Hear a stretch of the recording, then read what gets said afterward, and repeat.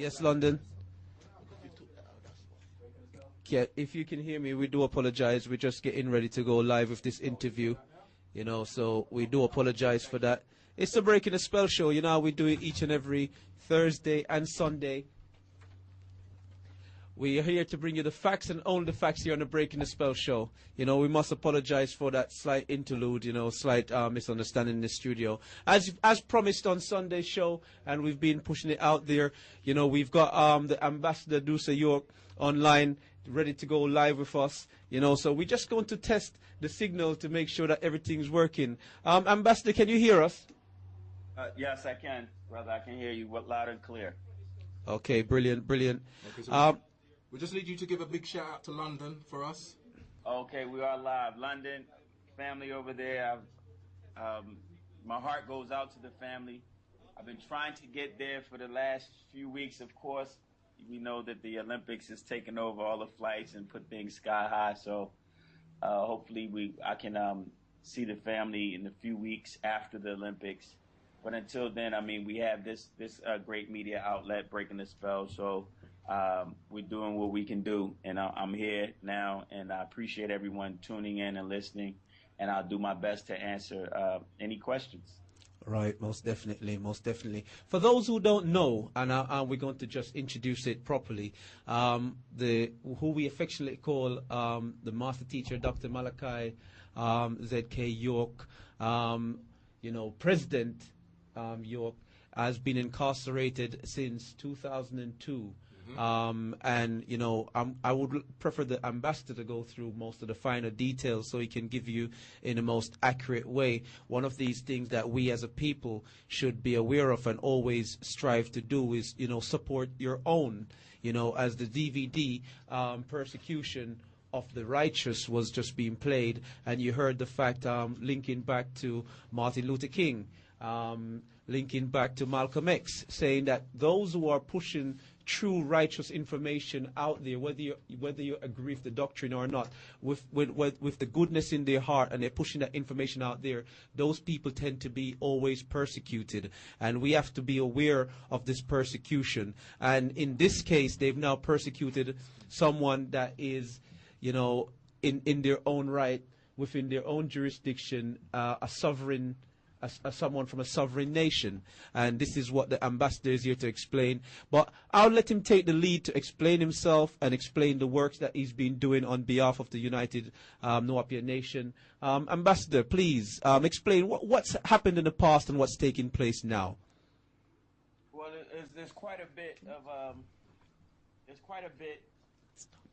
of progress in our nation. Of course, the ultimate goal is to free Pamumkak, Hamam, Bananu, or Banan, Ahtab, which is our chief Black Thunderbird Eagle, Excellency Dr. Malachi Z.K. York.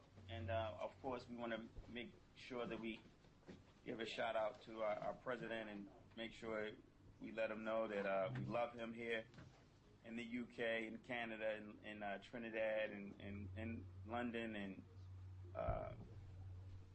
Barbados, Jamaica, all over. And we are fighting for him. We are fighting for our freedom. And with that, it comes at a serious cost. It comes at putting a lot on the line when you say that you are a sovereign nation. When you acknowledge your independence and you acknowledge your statehood, you acknowledge that you are a sovereign and a part of a sovereign nation, and acknowledging that we were here before any of the settlements of the colonialism of the Europeans coming to this country, and in a lot of indigenous lands. At this year, particularly 2012. Since from 2012, from about maybe the early to late 80s, there's been a lot of talk about the Declaration of the Rights of Indigenous Peoples. And that just recently has been in full-fledged as far as acceptance in the United Nations. In 2007, they adopted the Declaration. And of course, which we've always acknowledged, our master teacher, Dr. Malachi York, has always stated that we were the indigenous people on this land prior to anyone setting up a government. We had governments, we have a culture, we have a language, we had systems set up that work with us and we work with it. And we accepted that culture. We acknowledge our spiritual practice and passed it on from generation to generation. So the atrocities that's been committed against us as a nation, from the past until the present, is what this fight is all about. The kidnapping of chiefs and killing of our family members just to confiscate lands and to ultimately to try to destroy our culture and transferring our children and our women to other areas for our beautiful land, which was a part of the plot. And it has been a pattern around the world, so we're saying at this point the Nuwaupu Nation has national land, our indigenous 476 acres, known as Wani, and our Tama, and live and still live. And so a lot of these facts we have to forth to the world, as we've always done. We've always been, our doctrine teaches to be pioneers of facts and let justice in the name of freedom. So that's who we are. And of course, when you step up and say these things, then you're going to be attacked. And, our position right now, the master teaches freedom, as all Nuwaupians should be. And of course, we appreciate this. This is a media outlet to bring to the world bring to the consciousness of the world of the torture that's taken.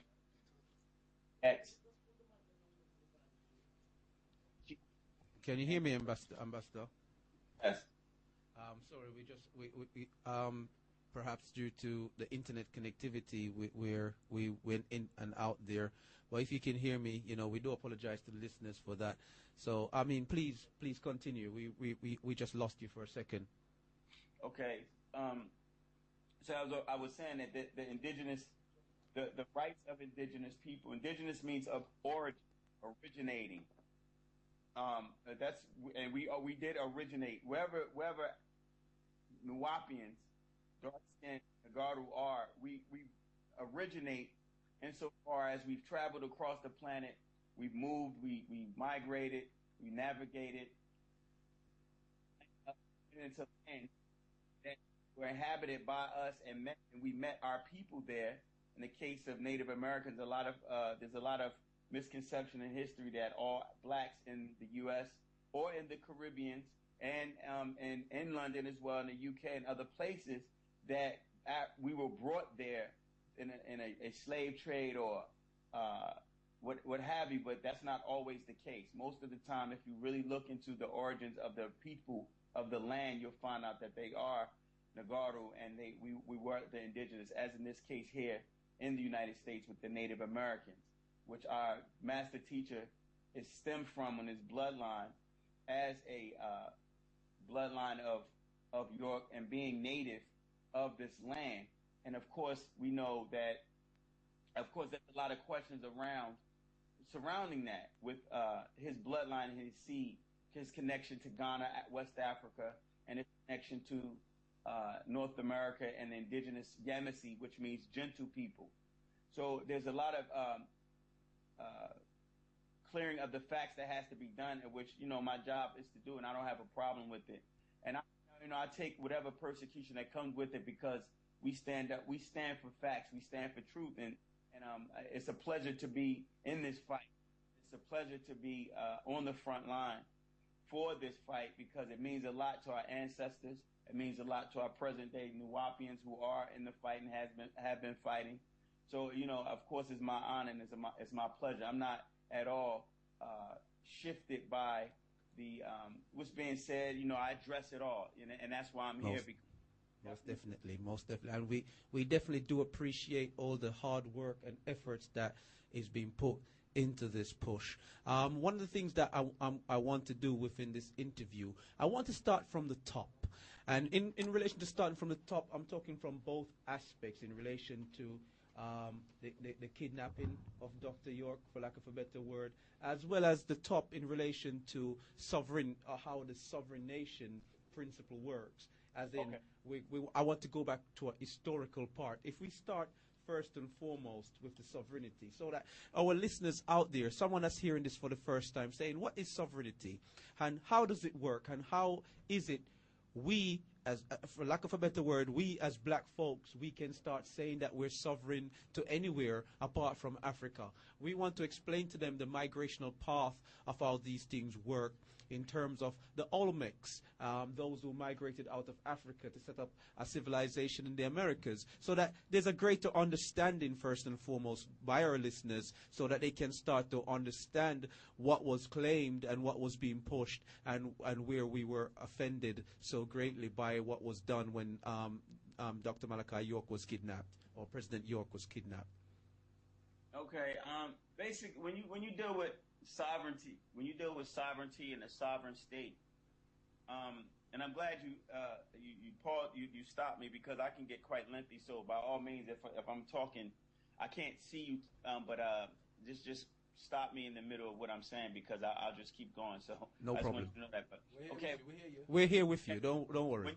When you're dealing with sovereignty, you're dealing with a supreme independent authority. You're dealing with a permanent population, a government, a group. And when you're dealing with indigenous, you're dealing with indigenous people of that land.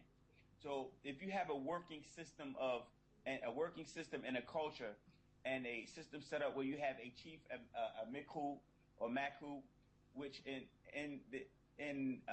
here in this nation, before the U.S. set up their government here and we allowed the settlers here, we had sovereign status, and we still have retained our sovereign status. Your sovereignty can't be relinquished. You cannot relinquish it to anyone. No one can take your sovereignty. You have to give it up, which the Yamasee never is. It was hundreds of Native American tribes. But if you look into the Yamasee, which is gentle people, you look into their description in the congressional records here all throughout the South and in Washington, D.C., they've always described the Yamasee as dark-skinned peoples who never assimilated. The reason why they attempted to remove the Yamasee out of Native American stories is because that we did not assimilate. We did not mix our seed. We went into hiding. In fact, it's a known fact that the Yamasee mixed in with the African tribes that the African slaves who were brought over here to avoid assimilation. So let's understand this. What you're saying, so that the listeners are following. What you're saying, that in America there were many Native American tribes that were indigenous, that were there before the Europeans came to America, before Columbus, then, for lack of a better word. Absolutely. And one of these tribes, being called the Yamasee, is described on record as being dark-skinned. Is it woolly-haired as well? They're described as dark-skinned, woolly-haired. In fact, at a commissioned hearing in about 1870, there's a group of Europeans who put on record that they were actually African Indians. So the thing what made the Yamasee to them and to most Native American tribes is that the Yamasee, they considered Africans and Indians. They made the two characterization. They said one African slave is worth 10 Indian slaves. Right. So they said, wow, let's just get an African Indian, or the Yamasee, that they actually captured, and they used them as an experimental tribe and took them to the islands. A lot of people don't know that. They actually kidnapped Yamasee and took them to the islands. So they are on record as dark skin. So when you say taken to the island, you're talking about to the Caribbeans, you're talking about to Trinidad, to Barbados, to Jamaica. They took them there. All right. So we are related to our Nuwaupians out there by blood. So by definition, when we say Jamaicans, Trinidadians, Barbadians, Grenadans, we're talking about, we still link back to these Native American tribes by blood, for the fact that they were taken under this principle and under this experiment also to the Caribbean. Absolutely.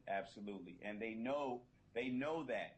The problem, I just spoke to our father yesterday, and he said the problem is that they're so busy trying to stop Liberia. They were so busy trying to stop Ghana, trying to stop Africa, the African effort, that they had no idea they had a Native American chief inside. And now they're all over the place. They didn't even pay attention to their own backyard. Those are his words. Right. So, right. so Most definitely. And you know, one of the things that I want to keep hammering out there to the listeners listening today, what we're saying, again, you know, before Columbus, so before Europeans settled in the Americas, there were tribes in the Americas, one on record being the Yamasee, that was dark-skinned, woolly hair, or African Indians, as they would want to call them. But the reason they call them Indians is not because of what you characteristically see as an Indian. Just like how an African is called a West Indian today, they're still Africans. It doesn't mean Indian in features or characteristics. It just means Indian because, as you know, Columbus was looking for the West Indies. Am I correct in saying that? Yeah, he actually was looking for India. That's right. That's what I should say. He was looking for the East Indies. Right, East India, exactly. So you're absolutely correct. But you have to understand that the Yamasee mixed in, and when the Yamasee mixed in with there were other, say, dark-skinned tribes like the Seminole. The Seminole were there. The Washita were there. You had the Washita as well. You had which was a part of the Creek nations, or the Creek Confederacy, when these other nations who lived, all they did was live up and down the creek. That's how they would receive their names. The names were not names from us. These are names that was given by the European when they saw the actions of these indigenous people. And these indigenous people may have lived by the creeks, or they may have they walked up to a specific tribe or met a tribe, and this tribe had a nose pierced. Their nose is pierced. So they say, okay, these are the Nez Perce, or the Nez Perce, and then these tribes will say, okay, yes, that's what we are. But of course, in their native tongue. So this was it was never the name that the indigenous people had for themselves. We never really told them the names of what and who we are. We never really gave them our secrets. The same Yamasee that fought the British, the Yamasee was responsible for fighting the British and the Portuguese, the Spanish, in South Carolina, Florida, North Carolina, and Alabama and Georgia. The Yamasee War happened from 1715 to about 1718. So they actually fought against the British. It's the same bloodline that came out of Sudan that migrated south over into West Africa, and that same seed is of the blood family. And the same seed is over here in the eastern coast, or the eastern tribe. So they were all the same people. They were indeed sovereign. They had their own chiefs, where the United States, the penal system, the judicial system, and the police and the sheriff, where they used to work from establishment of the Native Americans and their cultural practices, their governmental bodies. So they had even adopted the practices of Native Americans, the indigenous sovereign people, and use it in their government. So they acknowledge our existence, they acknowledge our sovereignty, and they know that we own this land, and they're trying their best to keep that out of the hearts and minds of the people. So of course, our father, our teacher, our Meku, he knows how to trap the devil. They know who he is, but they didn't anticipate the angle in which he would come with the fight. And that's the whole Melchizedek and Moses story, the new that's out now. Okay. Before that story, two questions I'd like to ask you. First thing is, how is the master teacher? As you said, you just had an update from him, so you know that all of London would like to know. And the other question is, what can the family here in London do, as the tribes that you mentioned, the Yamasee, the Seminole, Runaway, the Washita, the Mound Builders, the Nez Perce, all these tribes, or indigenous tribes, are based in America. So what can the family here in London do? Because a lot of that is going to be new to, especially the newcomers and those new listeners who are hearing us for the first time today. What can we do to help and expedite that case? As I watched the email that came out yesterday on C-SPAN about the recognition of indigenous or tribes within America. I don't know if you have a chance to watch that yourself. I watched it late last night. So if you could just, expand on that, let us know what we can do here so we can all work as a team and we're all on the same page. Well, there's a lot you can do. There's a lot the family can do, and I know there's a lot of inquiries around it. Well, first, let me tell you, he's doing his best. I mean, he's doing his best. He knows this is a good fight. He knows what he's doing. I mean, let's just make that clear. He's not the master. You cannot become less than who you are, and he's sharp as a tack. He's always been and always will. And as long as we fight the good fight and follow in his footsteps to do what he says, we can fight alongside of him to defeat this beast, and we can defeat him. And so, with that being said, as long as there's progress and the nation has stood up, and the ledgers have been signed, he's put emphasis on the ledgers.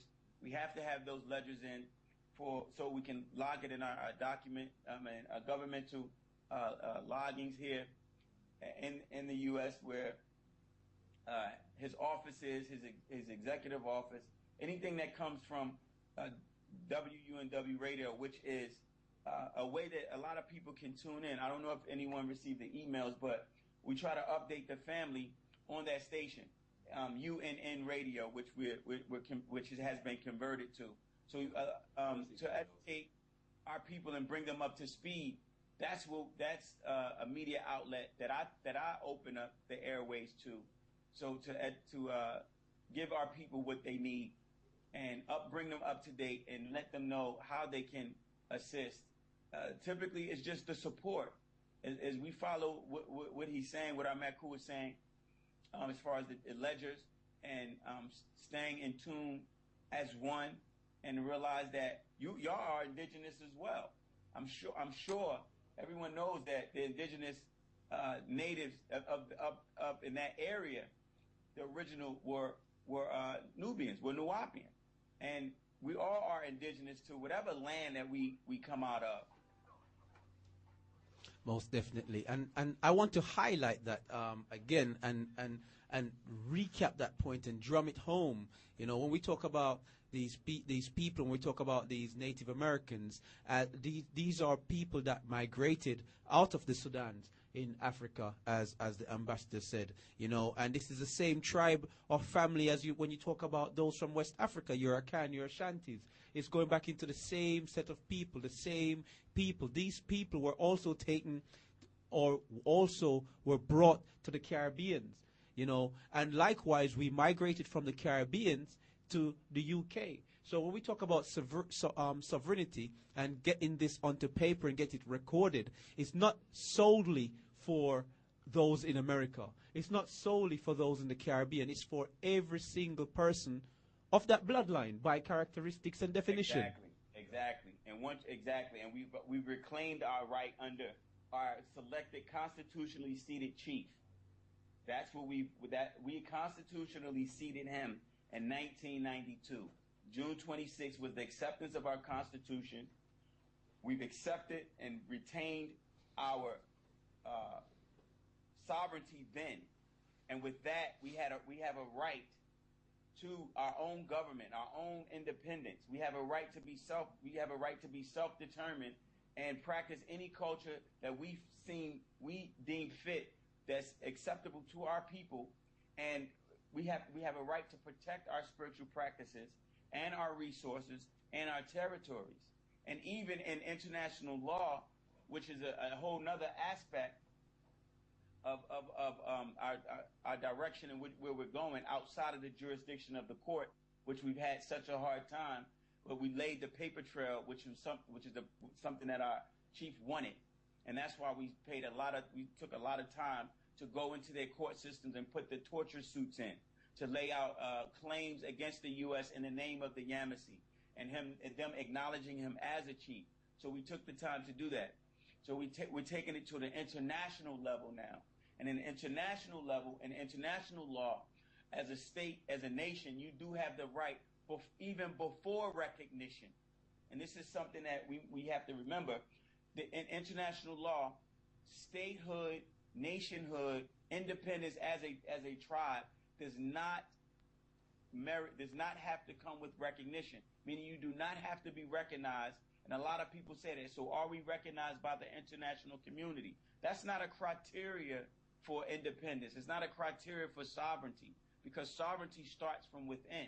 You're saying that you're the supreme authority. No one's laws, no one's legislation, no one's government has authority over you.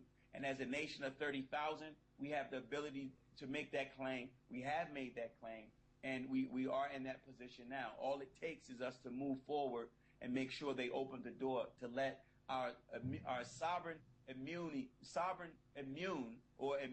from any prosecution, from any government chief out of prison.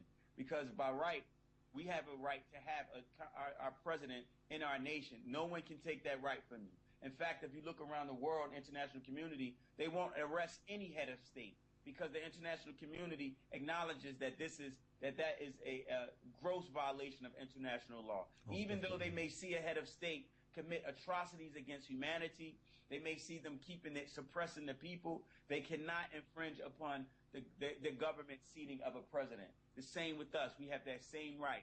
In fact, international law, there's a statement that says no small country or nation is any less equal than a great kingdom. And that goes for any nation on the planet, in which we are amongst the original indigenous nations and governments that existed before 1776. Most definitely. I'm going to come back to the issue of sovereignty, but I want to tie in first with the president, with President York, before I come back to sovereignty on its own. In that sense, was it not declared from the very get-go of this kidnapping that he was a sovereign nation? And if so, why did authorities choose to ignore this? I mean, can you explain some of the historical things, recent history, because it's only about 10 years ago, why did they choose to supersede and just incarcerate someone who, by definition, is of a sovereign nation?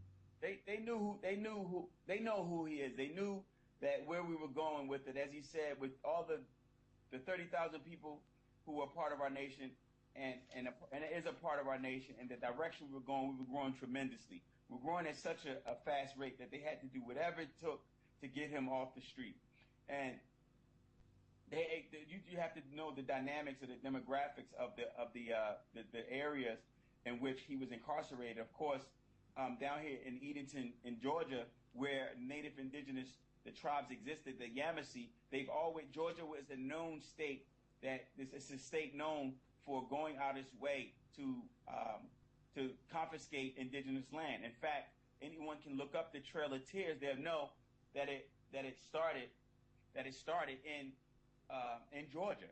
You follow that? So that Trail of Tears was a 1,000-mile trail from Georgia until the west of the Mississippi, where they relocated thousands of Native Americans. And it was all because Georgia didn't acknowledge the fact that the federal government said that sovereign immunity exists amongst the governments of indigenous people. And the federal government has acknowledged that they have no jurisdiction over sovereign states or sovereign indigenous governments of the Native Americans. So the history of Georgia goes back to 1500s. And the Yamasee has a rich, strong, deep-rooted rooted seat here, because this is the land that we owned since thousands of years, actually, because Rock Eagle Mound is several thousands of years old. Rock Eagle Mound is the mound that is close to about 60 minutes from Eden, actually less than that, 60 miles from our land, Wahani.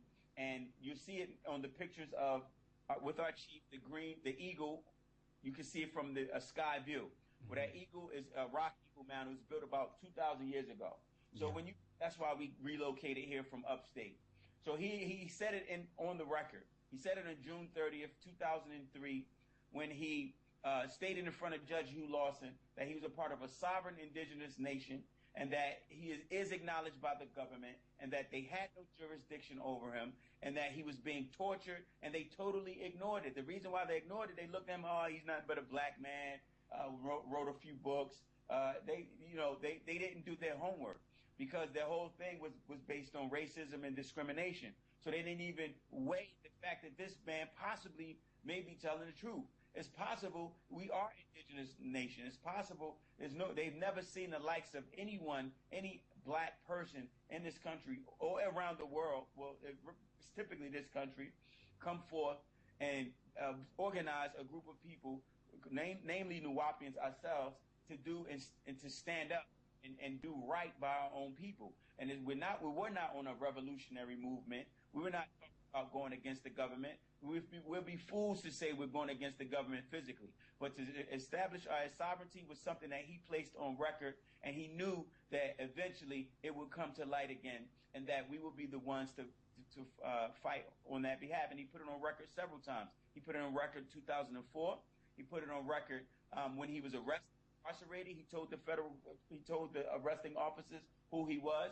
He placed it in motions. He placed it in the mail. They knew it in the mail. Even their government acknowledged it. They just totally ignored it, like they ignored everything else. But the facts are here, and they can't ignore this one. There's no getting away around it. In fact, the United Nations has just sent us a letter and saying they're looking into this situation very, very closely. They've acknowledged our they call it an intervention, which we gave them, right? When we went into Switzerland about 2 weeks ago, we put it on record to the world that our president was being tortured, and now they know. So before we run away with and the audience don't quite understand, so what you're saying is that now, I mean, listening to one of your breakdowns recently, so that I can catch the listeners up and save you from repeating too much stuff all the time. You mentioned that it was attempted by the nation to go through the route in front of them within the U.S. and their laws, even though these factors were listed at each stage, that he was a sovereign nation, and that in a sense, they refused to release him on every ground and every opportunity in that sense. So the fact that the nation is left with no option but to take it to the forefront of the international proceedings. When was it first taken to the United Nations? When was the United Nations first made aware of this? Well, actually, they were first made aware of it through James Anaya, who is the Special Rapporteur for Indigenous People. He was appointed by the UN, the United States, the Human Rights Council, several years ago.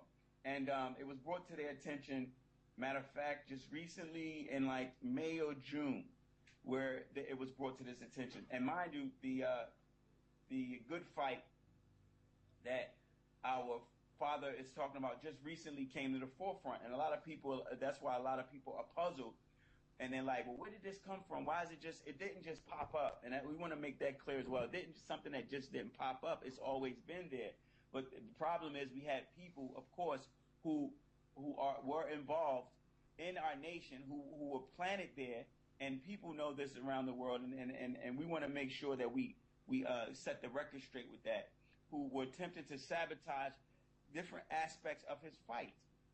And it's a war. This is not something that is like, okay, they locked up a person and we're trying to get him out. No, this is a situation where this is a war of a bloodline of long history of reptilian descendants on this planet who do not want to give up their rulership, and they know that the freedom of our people is imminent.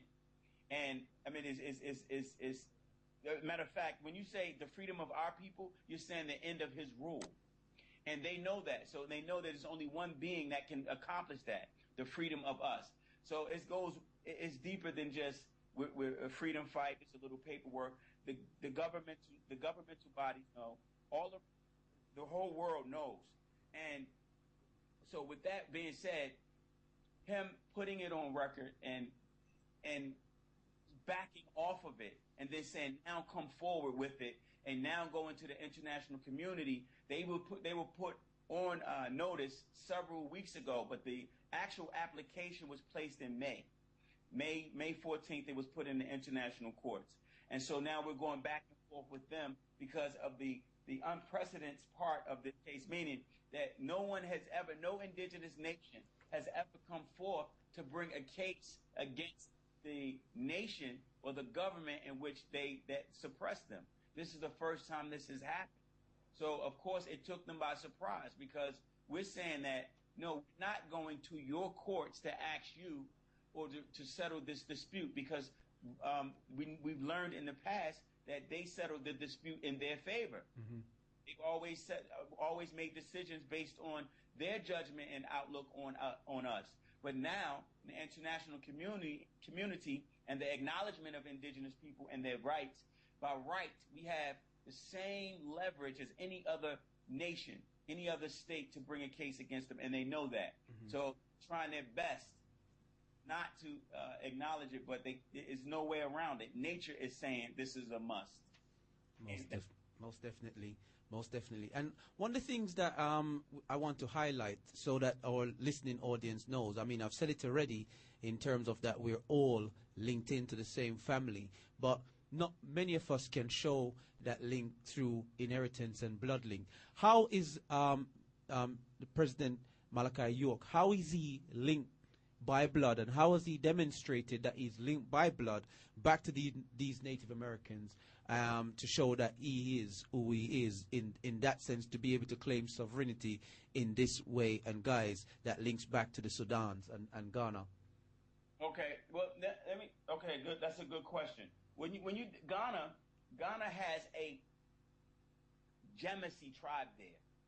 They have a Jemisi tribe. That same descendant, that same bloodline, right, stems back, and this is historical, this is just researchable, that those tribes migrated and settled into what they now call Ghana.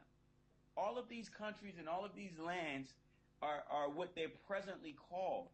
So what happens is, when a person hears Ghana, they're looking at Ghana, the territory that was labeled by the European. When we say Ghana, we're talking about the Gold Coast, or Ghana came from the warrior kings. But when you're talking about Ghana and the Gold Coast, you're talking about all of West Africa.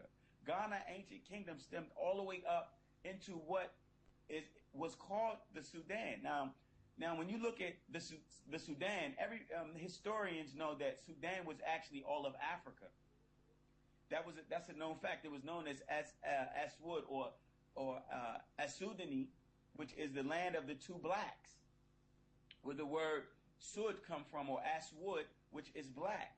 It's the same description. It's the same tribal families, and they migrated. That same Abasa tribe that came out of Sudan, that stemmed back to the Dongalawa, or the Dongala, which were the Fuzzy Wuzzies, and that tribe out of ancient Napata, Nubia, where all of his bloodline from that end stemmed from. All of them traveled and moved across down into the bottom of South Africa, over into southwest, up into the west coast, and across the top of the Sahara, on down into the old kingdoms of Mali and Ghana, Liberia, all of those areas. So they were the same people. That's why his blood is so linked to West Africa, because you're not really a Liberian. Those are not Liberians there. They had tribal names. The Yamasi are not. The Yamasi are not. They're gentle people, though they do have a bloodline from Ghana, from that west coast of Africa, all the way up into the Sudan. So his bloodline is linked as indigenous through the York family from Ben York, and Ben York was a servant to what they call servant, but they were actually servants to him, to the Lewis and Clark expedition, that famous expedition of Lewis and Clark. They used Ben York as a translator. And what happened with Ben York is that he married several Native American blood females. One was Little Bird, another one was Sacagawea, who gave birth to Washaki. That's where the Shoshone tribes come from, because Ben York had several children by these different tribes. So when you hear Shoshone, you're talking about Sacagawea. When you hear Yamasi, you're talking about Little Bird. When you hear the Washita, you're talking about Anne Marie, and that's where those four, and there's another one, those three particularly, Seminole, Washita, and Yamasee, I mean, Shoshone, Washita, and Yamasee, that bloodline began to mix in because Ben York's seed was spread all up from the upper east coast of the United States all the way down. And Ben York traveled all the way to Louisiana. And our father bloodline stems out of that Ben York family. Now that York blood comes from Yorkshire or Yorkshire or the Yorks out of England, because the British, they get that name was adopted by several Native Americans, where they replaced our native name. So that's how the name York tied into those native tribes. It's not a native name. It's just a name that was adopted by the Native Americans because the Europeans replaced our names that they couldn't pronounce. Remember, it was language barriers, and that's why Ben York was needed to translate. And he was very useful. He knew the pathways through the mountains and through the woods. He actually helped Lewis and Clark survive. So in return, they so-called gave him his freedom. But he was responsible for the translation. They couldn't speak our language, thus they couldn't say our names, and thus they introduced that name York, which came down through the bloodline into his family out in where they say he was raised in Boston, through David York, who married his family member up there in Boston, on down to who we now know as Dr. Malachi York, on his birth certificate in Boston, which was issued. Remember, back then, 1945, they just went by your tribe, went by your blood. They didn't have computers back then. So there was no record of the birth insofar as it was typed in a computer and printed out. It was all just acknowledged from the bloodline, from your family, and they wrote the last name York because York was prevalent in his family because of his siblings and because of his stepfather and his bloodline all the way back. So all of that ties in and is recorded. We have the documents. We have it recorded on record. And so I hope that's clear. I don't know if there's any questions from the family, but I hope that's clear. So all of those bloodline. In fact, let me give you a bit of information. If you look at Takoradi and the bloodline coming out of Ghana ties in to Boston because they were sister cities. So what I mean by sister cities is that when they did trade and back then, several years ago, before they had planes, they used ship cargo. They had sister cities that will port with different cities across the Atlantic. And Takoradi is the sister city of Boston. You can Google it and see that was a sister city. So it was ties in. The tribes were tied in. The Caucasians, the Caucasus, his weak genes, he always used us for his advancement. He never did anything independently. So anytime they traveled, they used our navigation. They used our used our knowledge of the stars to navigate through the tides. They call them it's the word I'm looking for. The ocean tide. That's right. We knew how the tide would flow. In other words, we could put a ship on course from West Africa, and the tide would flow directly to the spot that we knew, which right across the globe. And it was a consistent transatlantic flow, a current that flowed. The ships knew this current. They knew how it would travel. They knew that over a certain amount of months, that if the ship was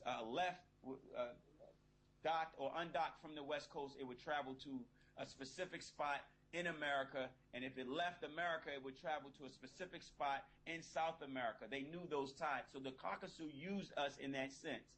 So our tribes were rich on both coasts, and that's something that we have to realize. They tried to separate us by giving us all of these different names and saying you come from this country. Remember, the word Africa means Afrikia.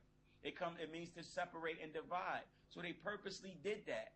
Those lines that you see, those country lines, Ghana, Liberia, Sierra Leone, Togo, Benin, South Africa. Before you go into that aspect of things, Ambassador, I want you to go into that. But before you go into that, I just want to recap, just for those tuning in, and I want to structure that portion of things you're going to go into in a more formatted question. But first and foremost, as the ambassador said, you're in tune to the Breaking the Spell show. We got Ambassador Doosua York online, explaining about sovereignty, explaining about how President Malachi York, how he ties back into being a sovereign nation and the president of a nation, and where his bloodlines lead to. He explained how he came by the name York.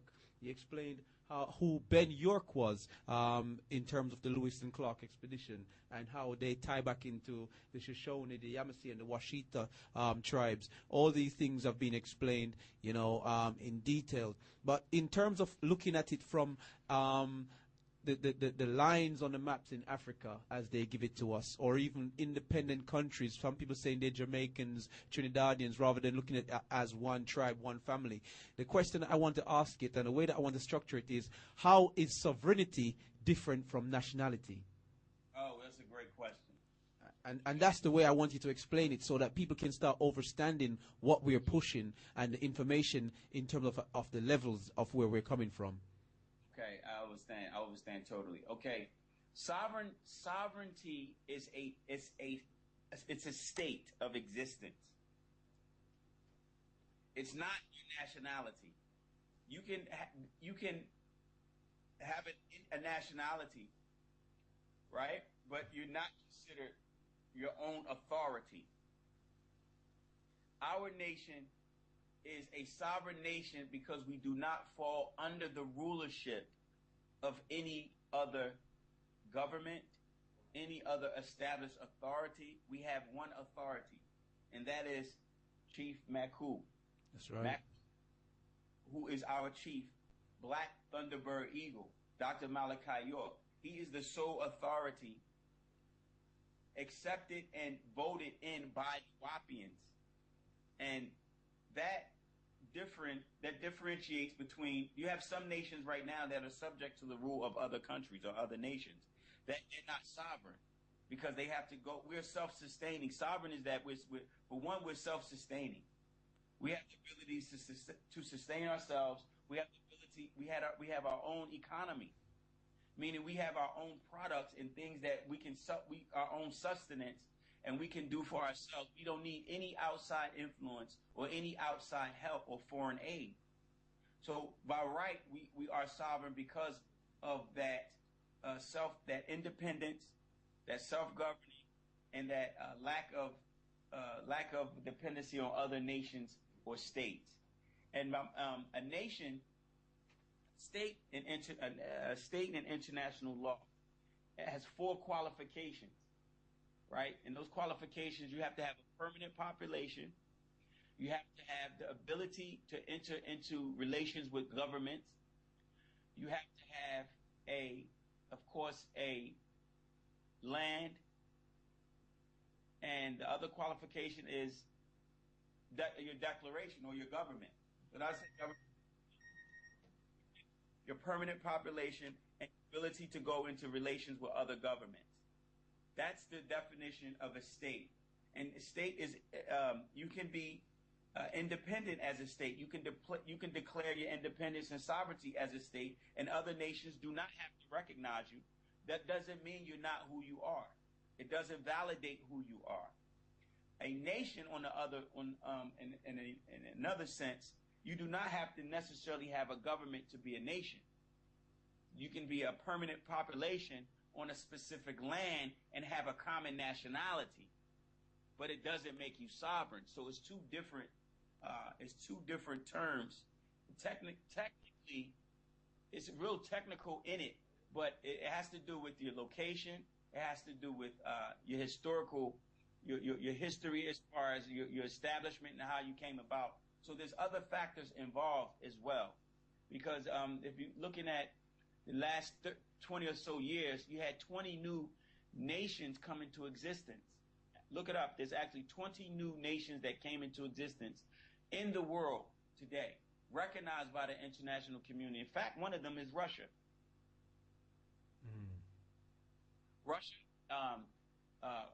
Kosovo is one, and there are disputes amongst the international community, which we're amongst that category. One is between South Korea and North Korea. North Korea does not recognize South Korea. South Korea does not recognize North Korea. They both takes the position. They take the position that each one of are they. South Korea claims North Korea. North Korea claims South Korea. China claims Taiwan. Palestine claims Israel. Israel claims Palestine. These are disputes that has been going on for years. And the same thing is taking place with us. We're claiming our indigenous sovereign status to the world, and the U.S., they possibly can object to it, but historically they know they can't because of the ground atrocities and the Holocaust that's been committed against Native American peoples and indigenous peoples. The U.S. does not have the grounds to argue in international court. They do not have enough facts to dispute our claims because it's already documented that what they did to us. This is not something that's something new. They know this. It's something that they've been keeping from the world. They play themselves. They put themselves in the image around the world as, you know, a superior superpower, and that they all for human rights, and they don't accept torture, and they're meddling in everyone else's business, but in their own backyard, they have a deep rooted history of atrocities against indigenous people, and in fact it's known as the Native American Holocaust, and it's something that they don't want the world to know. But of course the Yamasee have always been the ones to come forth and step up and say, no, you're not going to do this to us. We've never allowed ourselves to be eliminated, and that's what made us so strong. That's right. You know, I mean, I'm glad you touched on that. But do people lose anything when they claim nationality instead of sovereignty? Do you lose anything? I mean, if you're saying that, oh, I'm Jamaican, I'm not this, I'm Nigerian, I'm not that, I'm Ghanaian, I'm not that. Do you lose anything by claiming a nationality as opposed to saying you tie back to a sovereign state and you're sovereign to your bloodline and tribe, for lack of a better word? Absolutely not. In fact, that's an inalienable right. A lot of people don't know you have a right to a nationality. You can claim any nationality you want. It's your right because you are sovereign insofar as you are your own authority, and being your own authority, you can make whatever claim you want. The governments of any nation is voted in by the people. The people make the government. It's not the government that makes the people. The government is comprised of people. And so the people make the laws, and you are the people. You make the law, and you have accepted this particular person as your ruler, and you have the right to say, no, I don't accept you as who you are. I accept this as what and who I am, and this is my nationality. This is my nation. These are my family, and this is my bloodline. So no, you don't lose anything. In fact, you gain liberation because you've broken the spell, which this is the radio station and breaking the spell. When you do that, you break the spell of a label or title that was given to you. Because if you remember, if you look at most Nuwaupians around the world, we take on titles that we were given from someone else. All of these labels and titles were here when we were born. When you say Jamaican, you say Trinidad. The word Trinidad comes from three mountains. It was something that when they saw three mountains, when they came to that island, and they said, "Oh, this is three mountains, Trinity, it's Trinidad." It's the same term. They saw three mountains, so you can't possibly be a Trinidadian. You can't possibly be a Puerto Rican because Puerto Rico, the rich port, you can't be a rich port as a nationality. That's not who and what you are. That's where you are. So a nationality is not where you are. It's not where you've been. It's what you are. And that's the nationality. And your nationality is a Nuwaupian. The tribe that we came out of, we all are gentle people until you rub us the wrong way. So we're all by right Yamasee. So that's not a necessary location insofar as you can be a Yamasee and be in Trinidad and not know you're a gentle person. You just acknowledge that you're a Trinidadian or Puerto Rican or from Barbados. It doesn't establish you as who you are. It's just established where you are. So no, we are Nuwaupians by nationality. That's who we are. And we are from the indigenous lands, and we do claim that sovereignty. So you don't lose anything. In fact, you gain everything. Right, because a lot of people they fail to look at things from that perspective. You know, they still cling on to these past colonial titles that have been given, and you know, this is one of the reasons why I wanted you to highlight that. But a lot of people will say, well, that's in the U.S. You know, in terms of if sovereignty is being claimed and it's in the U.S., how does that benefit me here in the U.K., or how does that benefit me being in Trinidad or Jamaica or in Africa, wherever they're listening to this broadcast at the moment? They will say, how does that benefit me to say that I'm this when the head of state is going to be based in the Americas? Can you explain how that it transcends borders and barriers? Simple. I'm going to give you a prime example. You have Jews, the so-called Jebusite, so-called Jews who claim that their state or nation is where? Where do they claim they're from? Israel, yeah. Exactly. But where do you find these people? Everywhere. Yeah, that's right. But they say, well, no, I'm a Jew. I'm a Jebusite. I'm a cursed seed. But you best believe if it's time for us to go back to where we're from, they have a state to claim. They have a nation to claim. So as Nuwaupians, though we have been dispersed, we all over the world, Canada, everywhere, because our state, our nation that we claimed, and the land that we claimed was where? Tamaray of the West. And we would come and be together when it was time, when we decided whatever times out of the year we decided to come, because not only did we come on our President's Day, June 26th, we also came throughout the year to just powwow and talk and touch bases with our spiritual roots and our culture. So it doesn't matter. We're free, independent people, free will. So, yeah, you Nuwaupians, y'all are all over. Yeah, you may be in London for now, but once we get our land back and you stand up for your land and stand up for your nation and say, no, that's our nation. This is our land. When you acknowledge that and stand up for it, you have a right to travel and come back and forth and go as you please. But right now, don't get assimilated. We want to make sure the Nuwaupian family do not allow the Caucasus to assimilate you back into their system. That's the point. They want Africans to assimilate into their system so they can take their soul. They want Nuwaupians to assimilate into their system so they can benefit off of your spiritual powers. Don't allow that. State your nationality. Stand up for who you are. Just because you're living there, it doesn't mean that you are. What would a person from the UK consider themselves? I hear a lot of black people, for lack of a better word, calling themselves British, which is surprising. Where does the word British come from? Wow. Well, the British people, the birth covenant. The word itself. Well, birth from the birth covenant, I think, goes back to the 10th century, 999 AD. You know, that contract between the Moors, the Scottish Moors, and Right, he would know the contracts from 1666 on the Muli Ismail and Sidi Muhammad, and those contracts have actually been ratified here. So they stand as mentioned by the master teacher, Malachi York, on many occasions. So yes, as you say, birth from the Hebrew word birth meaning covenant, and Ish was of that male. So when people claim to be British, it doesn't actually stem back to anything or any landmass in particular. That's right. So you see, do you see the direction? Now, so if you ask a person, what does it mean? How does that relate to you, and how does that give you a nationality? It doesn't say, because if it goes back to a covenant, right?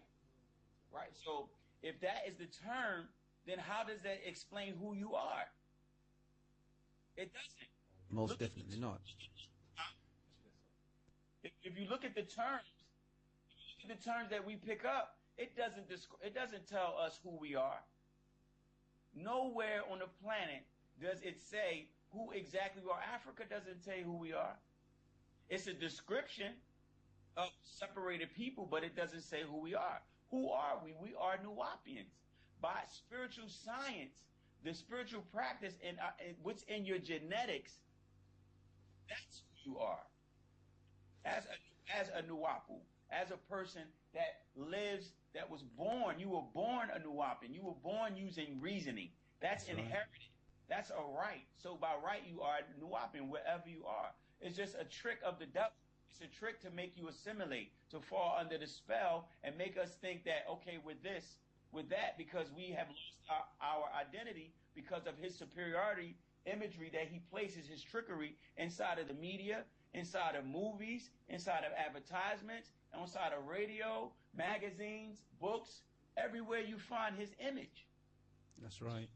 Is what has to be broken. And the moment we do that, and see, we reject everything about you and what you say, then the cloak of that sixth ether ghost force, that ghost and phase and of fog and haze will be removed from our eyes, and we'll see that, wow, we are Nuwaupian. We do have a nation. We do have a land. We do have a mascot.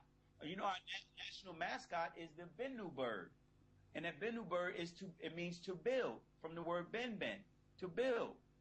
Banan, which is a thunderbird.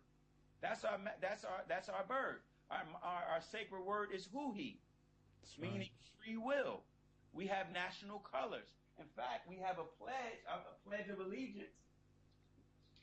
We have a national anthem, in which all Nuwaupians will be getting soon. There's a declaration that our president has put together that everyone will get with our sacred seal. We have a tribal seal, and we have a crest. We have a tribal flag, and we have a nation's flag. That's right. Language. We have a land.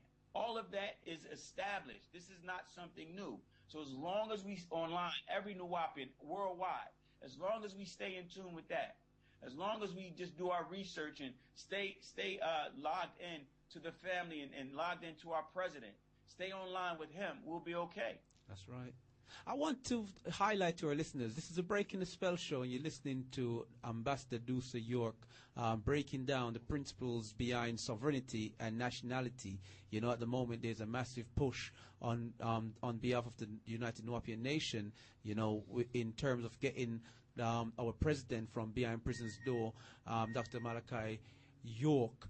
Also, you know, we're going to open up the phone lines and the text lines so that people can text in and call in and ask their question, you know, because we normally, for the first part of any interview, allow the interviewee to get his or her point across, so that there's an understanding, and then from the understanding we can generate questions and take questions. The landline number is 0208-904-5692. I'll give that again, 0208-904-5692. Text line is 07950-787-581. 07950-787-581. I'm going to summarize on behalf of the ambassador. You know, we touched on several different areas. We touched on sovereignty and the kidnapping.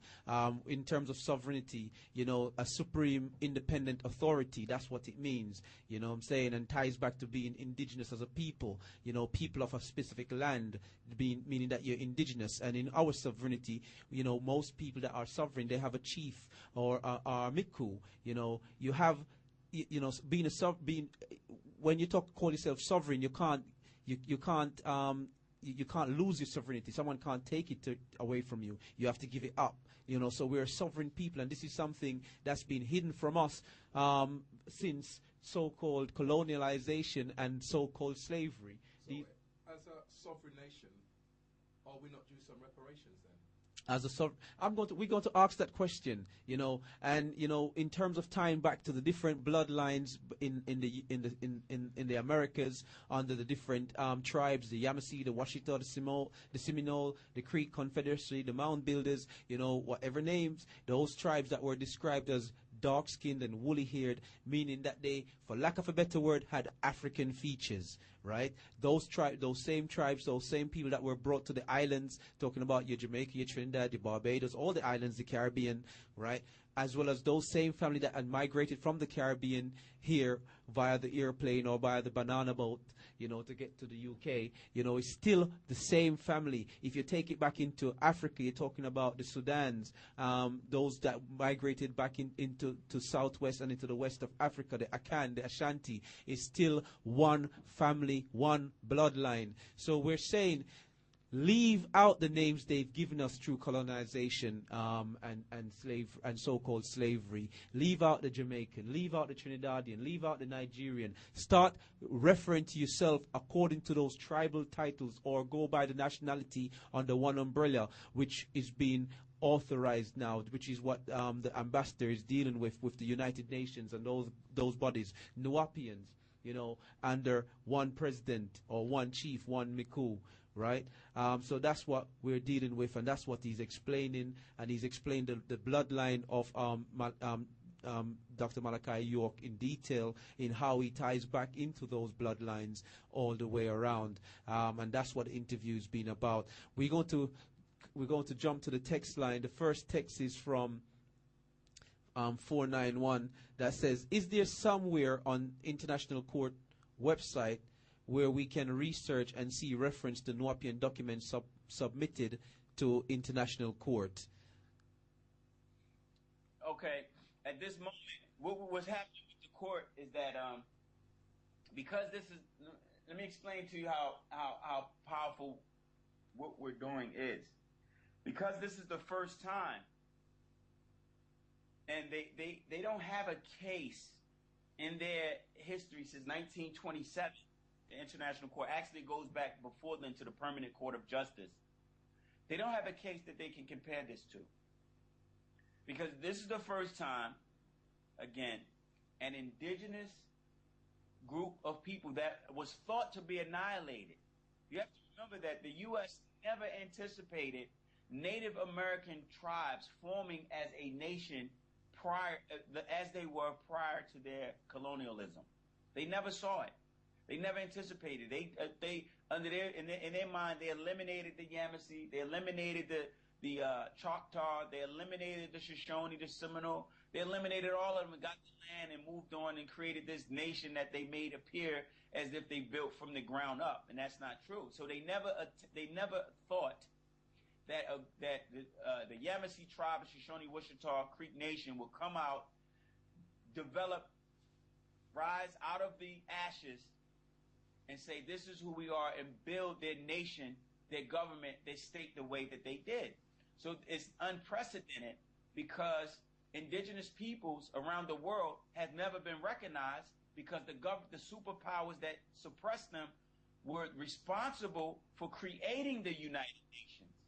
So remember, when the United Nations Charter was signed in 1945, it was only the most powerful governments, China, the USSR, the United States, of course, Italy, Poland, you had Portugal, Spain, and the seven heads and 10 horns, the seven heads that controlled the smaller nations. They were responsible for creating the United Nations. So with that establishment, the thought of indigenous peoples around the world had been eliminated, so the thought of them didn't exist in their creation.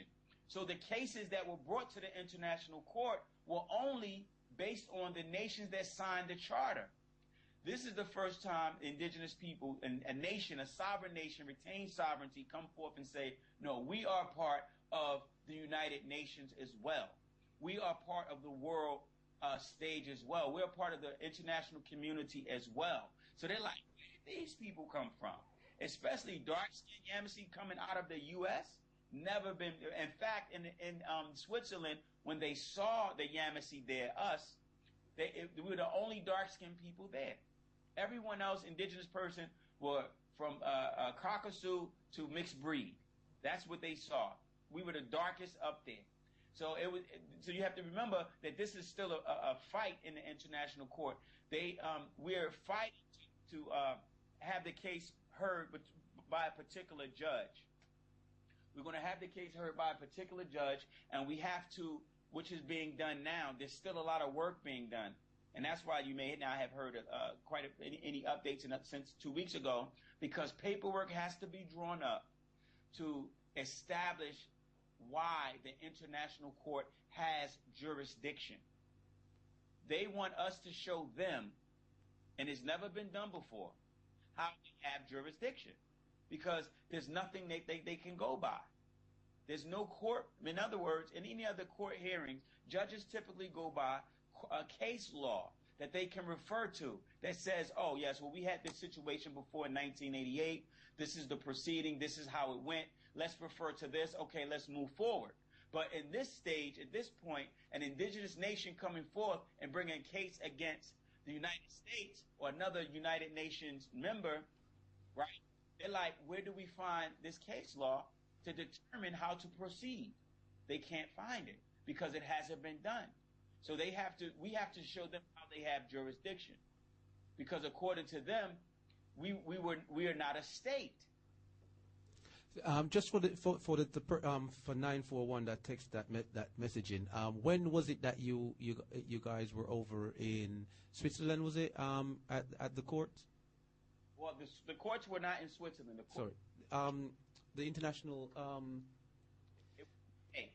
May. It was in June, actually. It was in June. It was The Hague that you were at. Sorry. Yeah, there for a few weeks where we instituted the proceedings, and we've been in contact with the courts, and since then. Okay, just so that they understand, because they're asking about that information in some sense, so they got that in great detail. Text message from 319. I think this is a bit off topic, but the whole of Africa was Ethiopia, not Sudan. Would you like to elaborate? And we apologize about the type of texts, but because we don't want people to feel we're shying away from questions, irrespective of how they sound. Can you elaborate on that for the person that texted in, please? What was the question again? The whole of Africa was not Ethiopia. The whole of Africa was Ethiopia, not Sudan. Well, that's an opinion. That's not actual fact. Okay. It's not actual facts. Because Ethiopia is you can't have all of you can't have all of Africa called Ethiopia when Ethiopia is Amharic. It's a specific region. You can't. It was never named. It was never named for the entire continent, because the entire continent had different tribes that spoke different languages.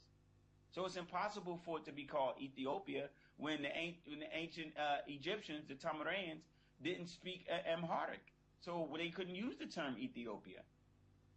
Neither could, if you look at certain, if you go to, say, the area of the west coast of Africa, you can't. It was not considered.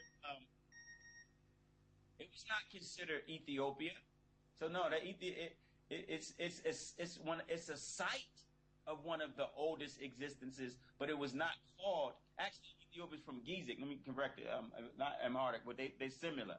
It's not. It was never called. It may have been called Ethiopia by the people of Ethiopia, of this particular area, but not by the majority of the world. We all had our specific tribes, and we respected those tribes, and all those tribes had different dialects of various languages. And based on the language of the tribe that was spoken, the language of the tribe that was speaking it, and they determined what their area was called, not the entire continent. That's a bit general, though I do understand the question. It's not accurate. Okay. I hope that answers the question. 319. Text message from 018. It's quite a forward question, to the point. So are you saying we Africans are Nuwaupians? I'm saying that, yes. I'm saying yes by definition. Not me. I don't want people to say, like, okay, it's coming from me. You dealing with the word. Break it down. It's key, which we've always been taught to pay attention to the word. Yes, all of Africans are Nuwaupians. You're not separated people, though you were made to separate. That's not your the core of who you are. We've always been tribal, unified community people, and Nuwaupians, in your blood, you were born outside of religious titles and labels. You were born with an inherited reasoning faculty, mental faculty that you have. The reasoning The reason how you know you're Nuwaupuan is because you're here. It took reasoning touch that egg. In other words, that sperm that found its way to the egg, that took a certain amount of reasoning and thinking that got you here, because you knew in the womb that you had to get there before 777 million other sperm that was traveling in the same direction. And it was you, your will, your thinking, your right reasoning, your right wisdom, and your overstanding at that point that you had to get there. And if you didn't get there, you were not going to survive. It's the same thing that's happening now. You have to get back to that source. And that is what Nuwaupu is. Nuwaupu is reasoning. Most definitely. Ability, spiritual science that we have inside of us that was given to us from our ancestors, passed down from the stars. So yes, you are. Africans are Nuwaupians. If you consider yourself African, you know, you are Nuwaupian. We use those terms because, you know, in order to teach, but to break the spell, you're not African. Nobody is really African. Most definitely.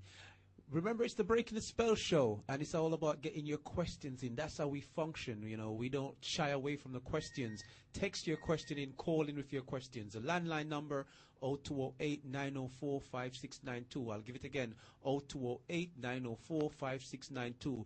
Don't wait until the ambassador is not online for you to bombard us with questions that the ambassador should have answered. You know, so get your questions in, 0208-904-5692. Text line 07950-787-581.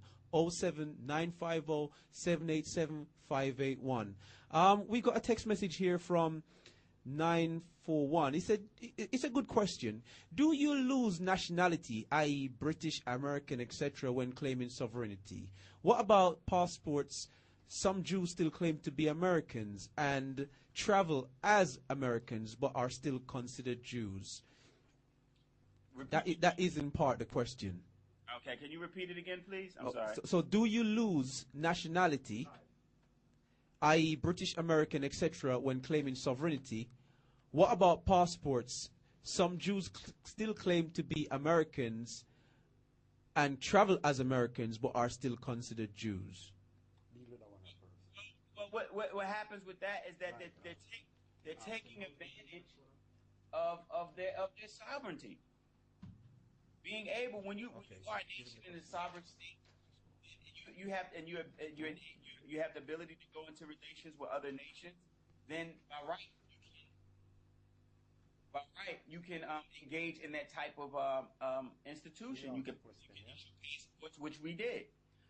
Okay. Yeah. You can issue currency, which we did. Yeah, we are here then. It's up to the people to accept the currency. Up to the people to accept the passport. It's something that our government. Read off the question, yeah? I'm sorry, Ambassador. I want you to. I really want the answer to go across, but you were cutting in and out. If you could just recap on that answer that you were given, because you broke up on a couple of occasions, question, yeah? and I'm just want to make sure that the listener is getting the answer. Okay. What I was saying was that they're really taking advantage of their statehood. I mean, when you are a national of a particular nation or state, and and your government has the ability to go into other relations with other governments, and that's a decision that's accepted as far as passport, and nation dealings, then you by right you can engage in that. We were moving towards that. If I'm understanding your question correctly, as far as passport issuing and national ID issuing, we were moving towards that. I don't know if people remember, in the Constitution of the United Nuwaubian Nation, we had declarations and articles in there that explained about passport, explained about national ID, it explained about the laws of our tribe, of our nation. All of that it's in the Constitution, and it was a binding document. I still have my passport, so yes. Quick question for you, bro. Someone just phoned in. He wanted to know if the name of ancient Ethiopia was Abyssinia. That's the first one. And he wanted to know if Ethiopia wasn't the mother of Egypt as well. That's the second question that he was asking. I don't know, relevant. But these are names that was given, right? It was given to these particular areas. Remember, Italy actually invaded. It was Ethiopia at one time, as well as Eritrea, and the British. But the British couldn't conquer all of that area. Was one area. It wasn't. It was one land. It wasn't separated like it is now. And that's a part of the trick where they separated the lands and made it appear as though these people were separated people. These different tribes were separated tribes, and that really wasn't the case. So it's kind of difficult to express the importance. I don't know if people are getting that. These are names that, of course, they were. Some of the names were indigenous, like Ethiopia, which is actually Gizik.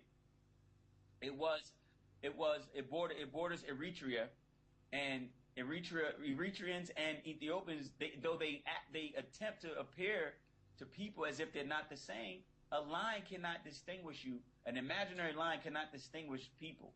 It's about 84, close to 84, about 84 million, if I'm not mistaken, million of people.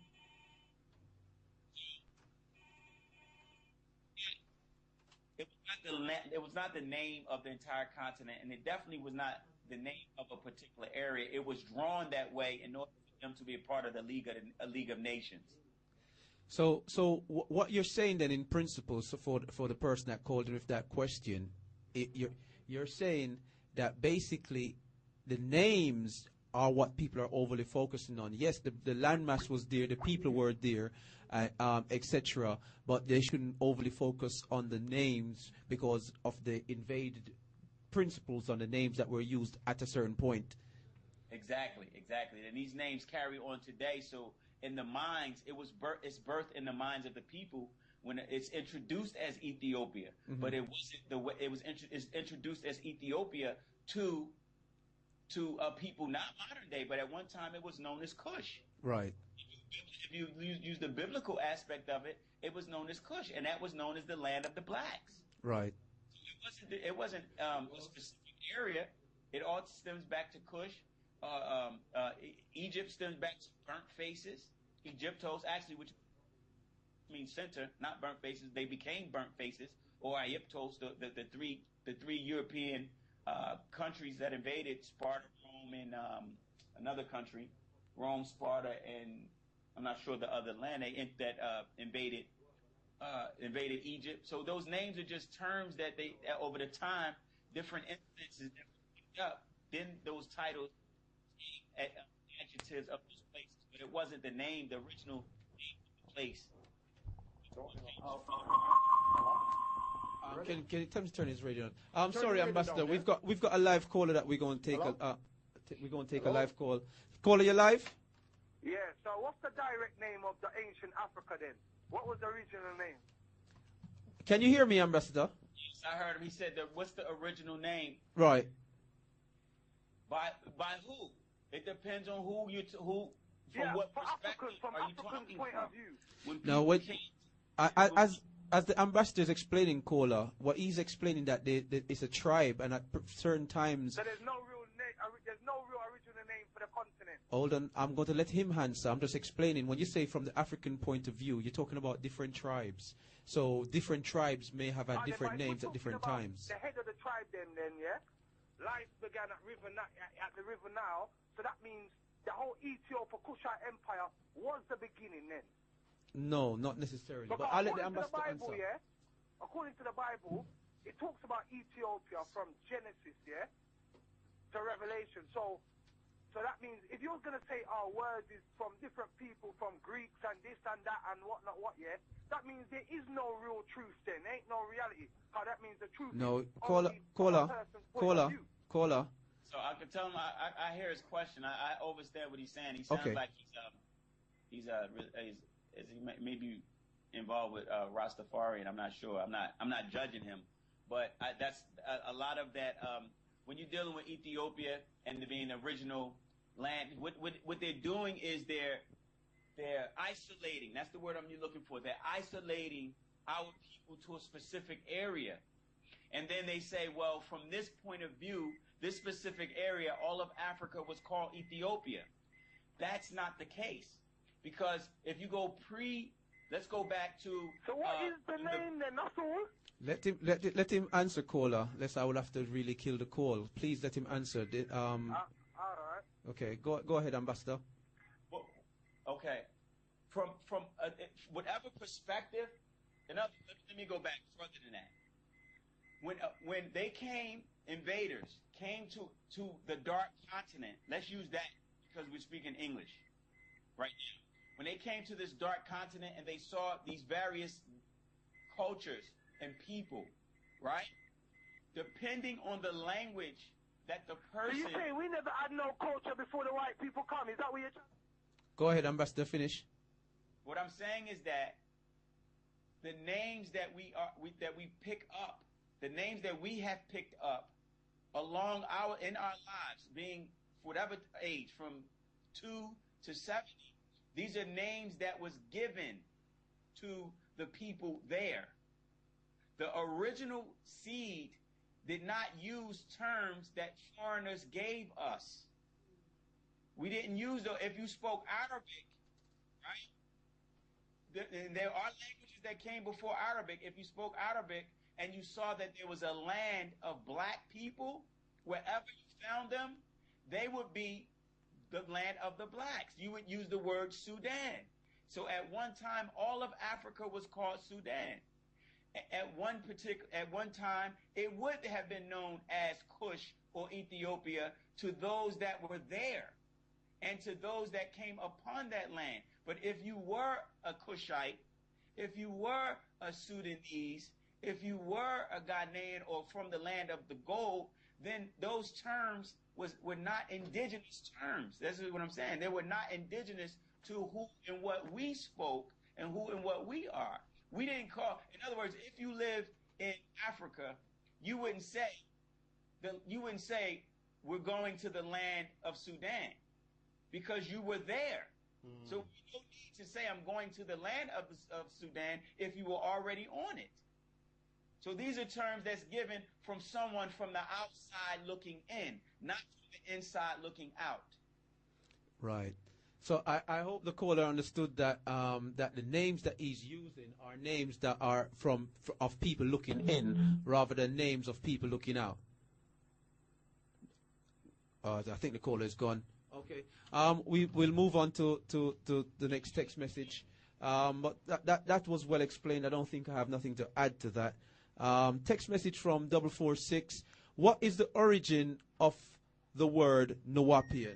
Which I think is a good question, judging that we're saying to people they are Nuwaupians. So it's a fair question when someone says, well, what's the origin of the word Nuwaupian? I know you explained it, but I know it would have gone amiss for when people didn't get exactly what you were saying at the point when you explained it. Can you please explain again for me, Ambassador? Just a minute, Ambassador. There was a next question. But that one at a time. Pertaining to that, like how someone wanted a primary source for that word Nuwaupu and where they could go and find it, because they say that we claim that we are Nuwaupians, but there is no evidence or any source to prove it to us. Did you hear? Of the origin of the word? Yeah, what was the origin and where they could find a source to prove that, to say that they say that we claim that we're Nuwaupians, so we want to find some sort of source or something where we could go out there and find it, because someone was talking to me even today, and they was talking about the group Nuwaupi. Was it Nuwaupi? They was talking about the group and said that was coming out in the 70s, and that was one of the first time that word was being used. I don't know. Just want to ask a question for them. Again, it depends on the source. It depends on the authority that the person chooses to accept as a source.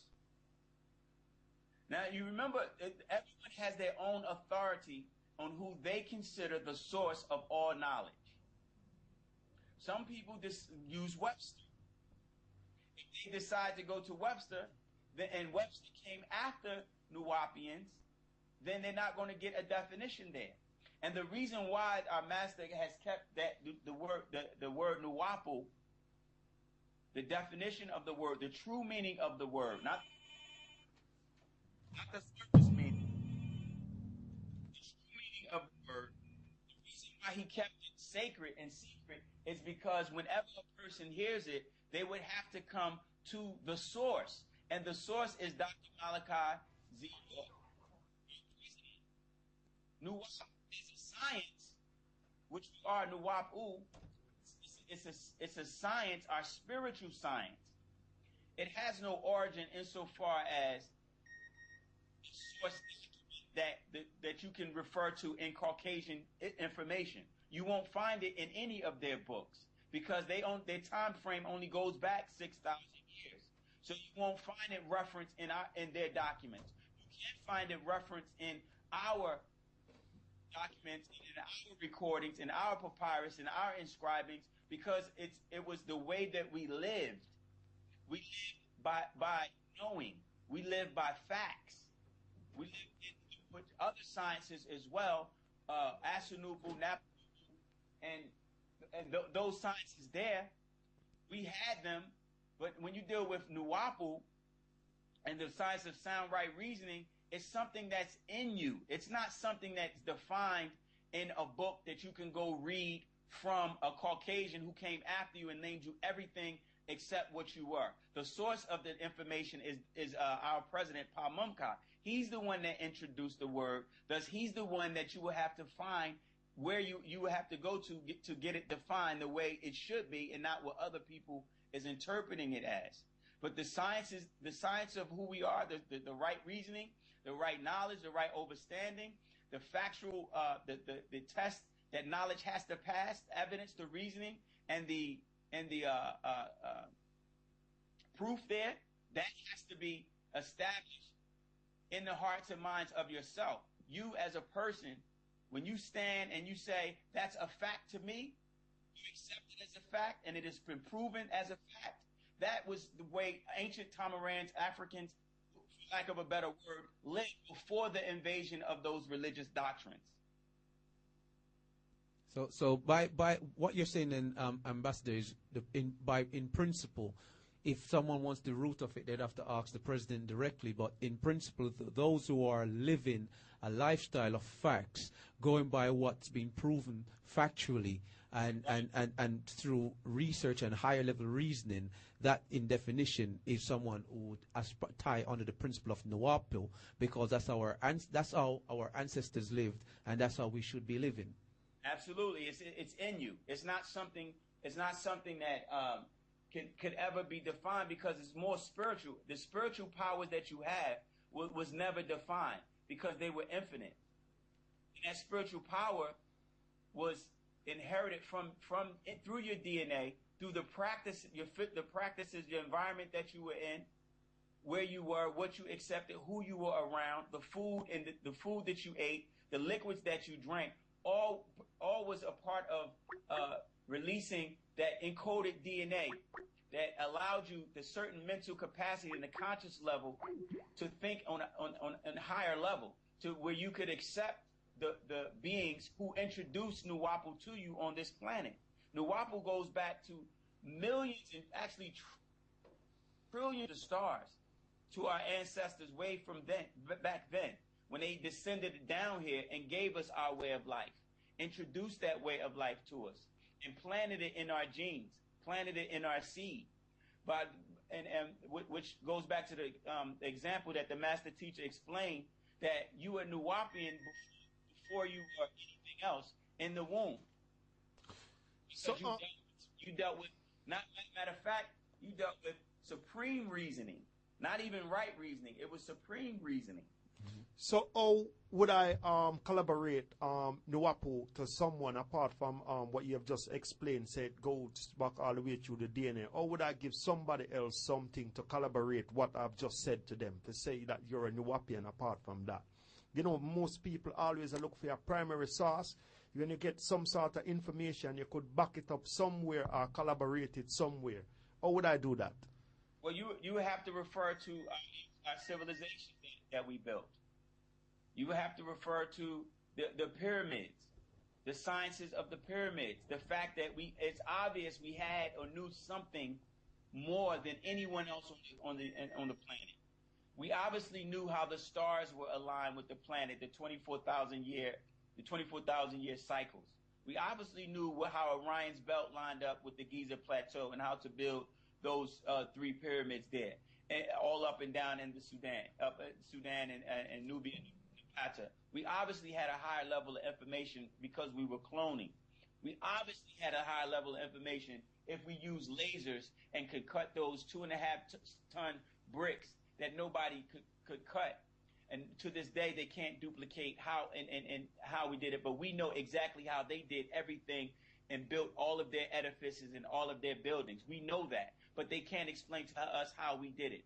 So the proof is in our existence and that we left behind, and the information that we left behind, the knowledge that we left behind, and the protection of our ancestors that's still amongst us. We obviously have a divine connection that no one else on the planet Earth can explain.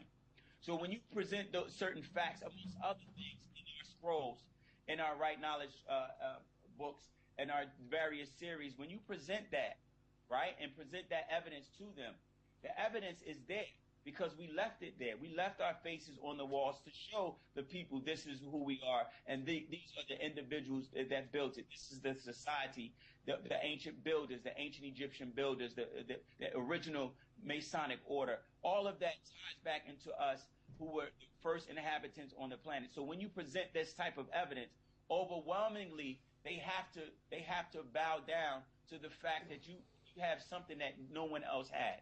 And that something is a science of spiritual power inside of you that is developed once you accept who you are as a Nuwaupian, and you allow it to come forth. Other than that, with those titles and labels that we claim, we're cutting off that source, that connection to our ancestors who do exist on the other side and would like to contact their children the moment we make that link. And you make that link through Nuwaupu. Nuwaupu is the acknowledgement, which again stems back to reasoning. It's the acknowledgement of your ancestors because you exist. And the fact that you stand there and listen, the fact that we are on this radio station, the fact that we are communicating and that we are aware of each other, it shows that we exist. Now, in that existence, we came from 2 parents, which is a fact. And if that's the case, then they came from parents. And if that's the case or that's the facts, then it reasons out that our root seed stems back further than any other race, further than any other people on the planet. And so it all ties into reasoning.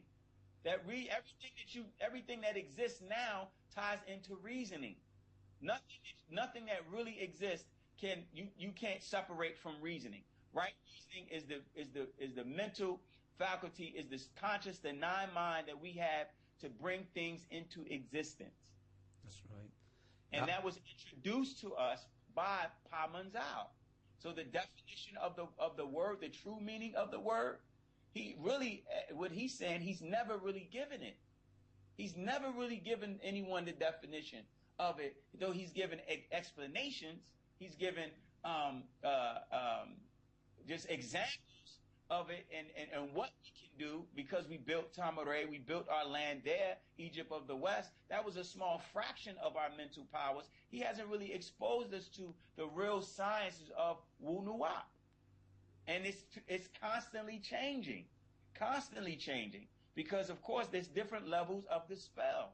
Like if you still have a person saying what source, and this is not an attack on the questioner. If you have a person that says what source would I go to, then in their mind there's another authority to judge our doctrine by.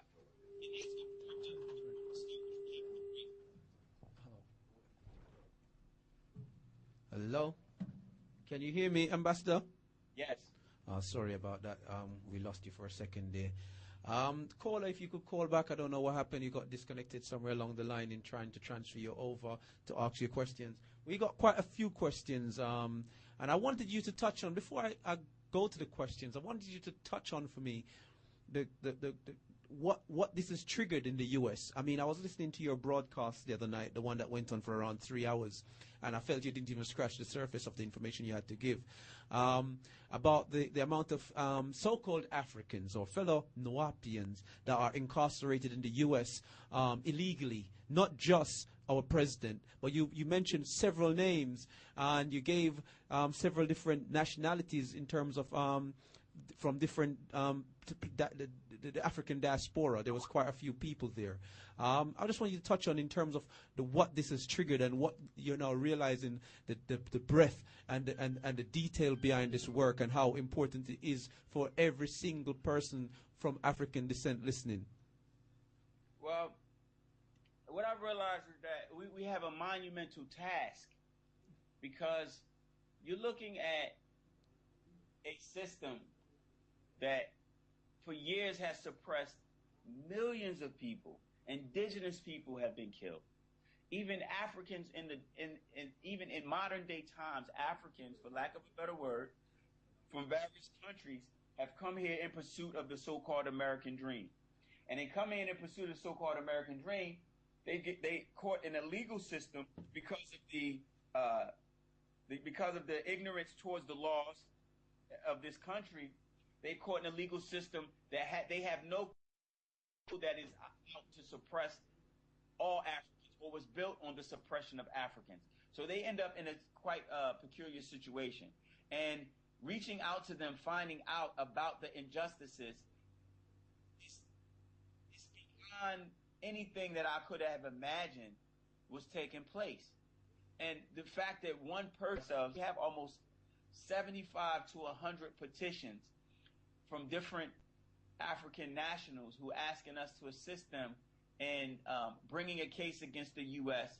or contacting their country to assist them because of their rights of foreign national rights being violated, and them to involve themselves in a treaty transfer.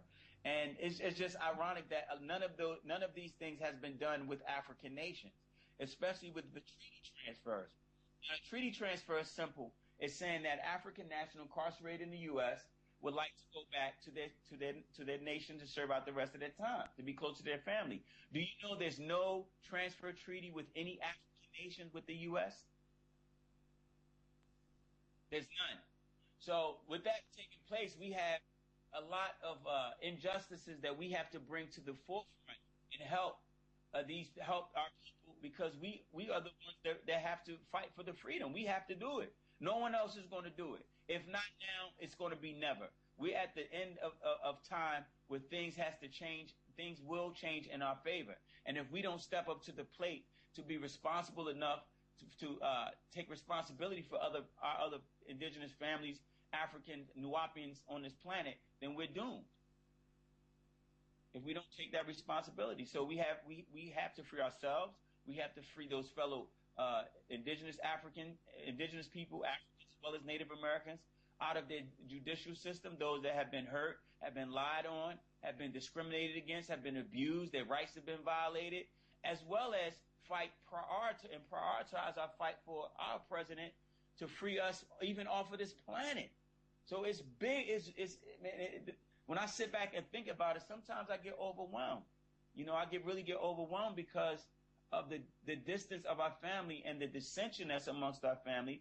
I fight hard through it because I know it's for a greater cause, but at times it does get not discouraging. I don't get discouraged.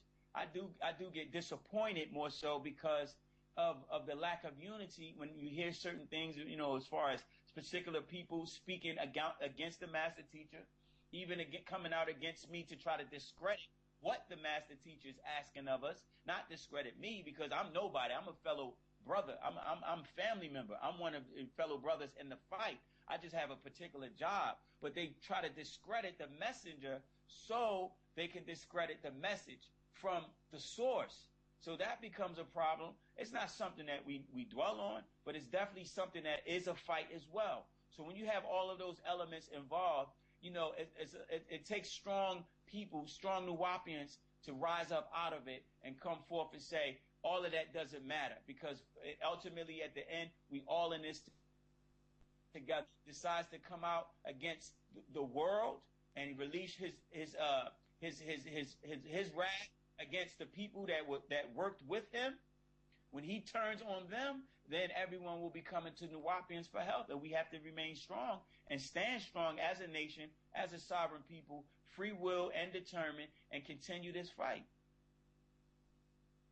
Definitely, Ambassador. I do agree with you 100%. I want to run through some. We have only 5 to 10 minutes left on the show, unfortunately. I wanted to run through a few quick pointers and text messages because people took the time. So if you could just summarize each thing quite quickly before you take some time to summarize with each question.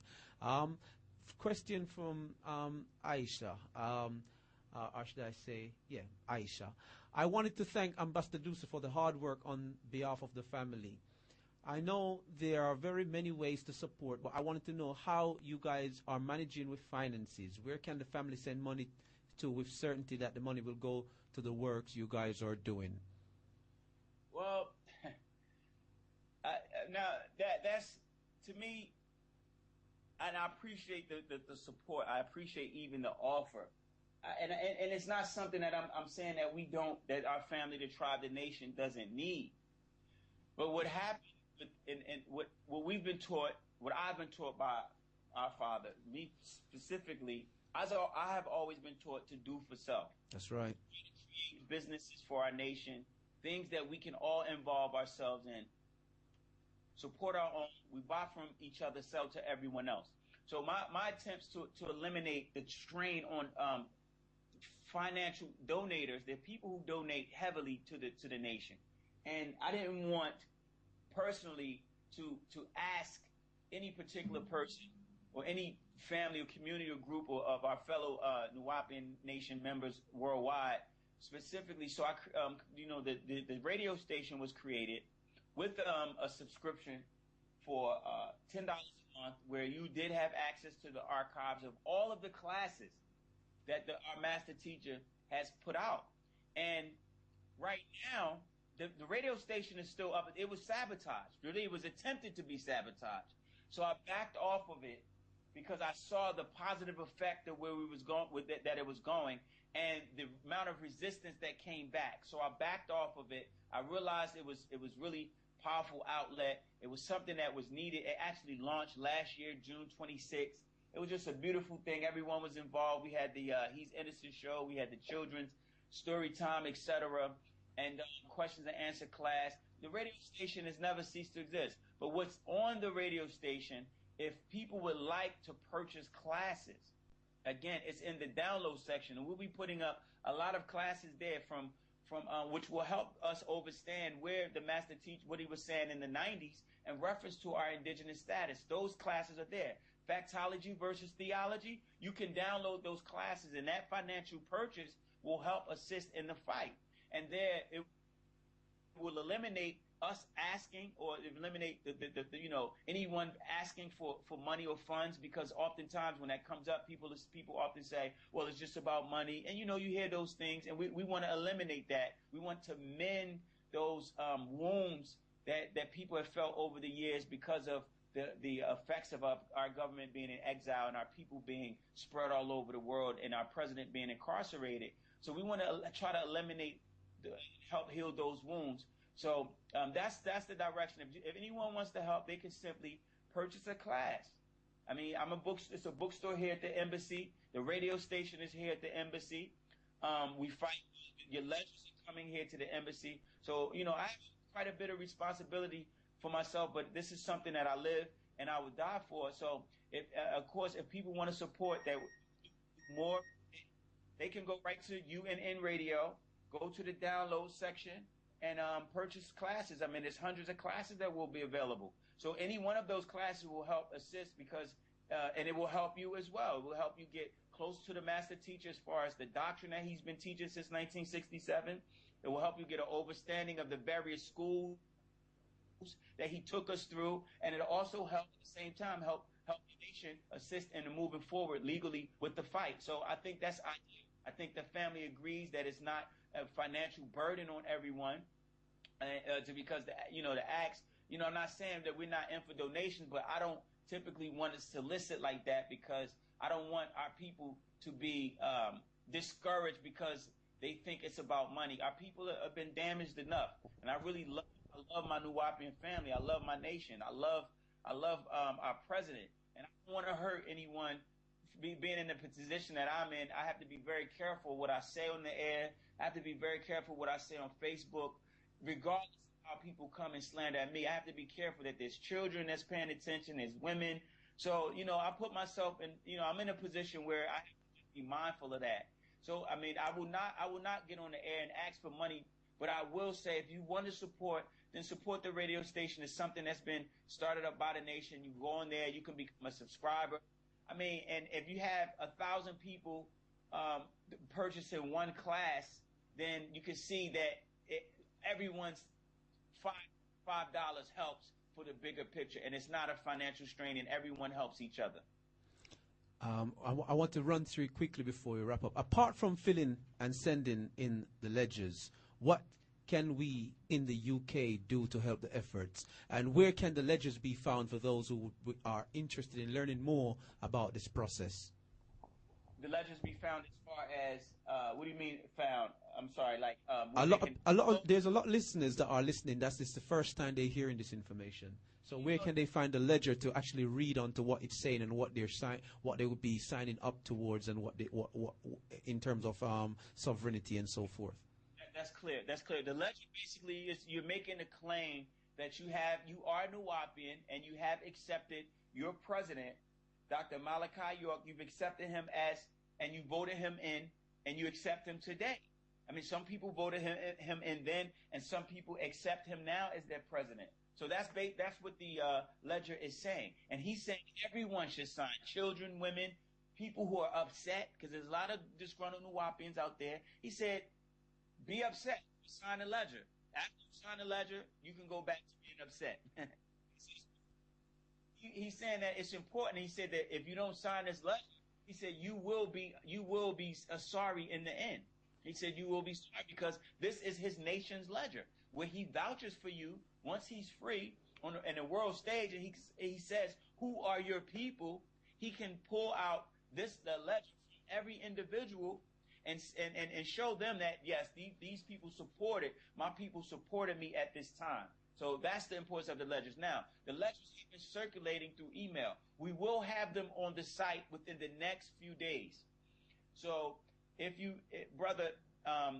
can be kind enough to let the family know, those that are listening as well, to tune in a few days, or you can tune in today to UNN Radio. On the radio station is classes and is music 24 hours, and the classes are being played, but you can also purchase the class. We will put the ledger on the site. It's not up because we had modified it, and we're still modifying it. It will be up in the next few days where you can download it and mail it right into the embassy from wherever you are. So that's a place you can find it. You can also find it on wu-nuwaupu.com. Most definitely. There's a text message here saying we need a part 2 or a month link would be great. But like the brother said, there's the website, there's the online radio that you can get regular updates as well as classes. You can start understanding far more about how the sovereignty comes in and how it helps you with all that information that was taught during the 90s by the president of the nation, and how it ties and helps you. But on that note, Ambassador, I want you to take a minute or so to wrap up, and because we have to go to the ad break and hand over to the next coming presenters to the station. But please take the time to send your shout outs to the family and anything you'd like to highlight. Okay, family, it's always a pleasure to be able to communicate with Nuwaupuans worldwide. I find the strength love and the power of our unity. The love is in our unity. The unity is in our love. All of that are really motivating factors for us to move forward and come out of this on top, to free our father, get him out of the belly of the beast, get him out of the hands of the cockasoo and the cursed seed, and free ourselves. So this radio station and any media that Nuwaupuans worldwide have, we should support, so we can stay connected and not show that we are unified and not dissenting amongst ourselves. So I mean, it's just an honor again to be fighting. Period. And you should be honored as well to be fighting for something that's yours, something that is it's for your future, for our future, for our children, for our families. And it's something that never will be done before. This opportunity will never happen. Our ancestors are depending on us to make this happen. There's no spookism involved. We have to do this. Our Natharu are amongst us. They're with us.